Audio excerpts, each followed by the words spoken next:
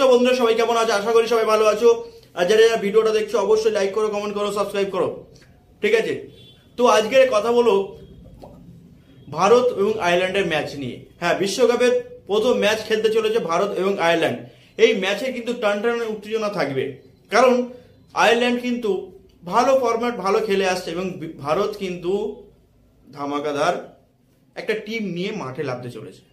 এই টিমের মধ্যে অনেকটাই রদবদল হবে, কেউ খেলবে কেউ খেলবে না। এবং যদি ভারতের যদি টিম আমরা দেখি, ভারত দলের যদি আমরা টিম দেখি, তাহলে কিন্তু সেই টিমে দু তিনটে প্লেয়ার এমন আছে যারা কিন্তু টি-20 বিশ্বকাপ খেলার যোগ্য এবং তারা কিন্তু চান্স পাবে না। সেটা কথা বাদ দাও, এই আয়ারল্যান্ডের বিরুদ্ধে ভারত কোন কোন প্লেয়ার খেলতে পারে? এক, আমরা জানি রোহিত শর্মা অবশ্যই খেলছে। দুই, জয়সওয়াল। রোহিত শর্মা এবং জয়সওয়াল ওপেনিং করতে পারে, না হলে বিরাট কোহলি আসতে পারে ওপেনিং। কিন্তু যেটা সাইড দিয়ে বাদ দিয়ে রোহিত শর্মা এবং জয়সওয়াল প্রথম ম্যাচে ওপেনিং অবশ্যই করবে। তার সাথে করছে বিরাট কোহলি, তার সাথে আছে ঋষভ পান্ত আছে, সূর্যকুমার যাদব আছে, হার্দিক পান্ডিয়া আছে, রবীন্দ্র জাদেজা আছে। এই কটা প্লেয়ার কিন্তু ফিক্সড। এবারে স্পিনের দিক থেকে দেখতে গেলে কিন্তু স্পিনের বেশি দাবিদার কুলদীপ যাদব। কুলদীপ যাদব যদি খেলে, তার সাথে আছে তিনটে ফাস্ট বোলার। তিনটে ফাস্ট বোলারের মধ্যে জাসপ্রীত বুমরা এক নম্বরে আছে, তারপরে আছে মোহাম্মদ সিরাজ, তারপর আছে আশদীপ সিং।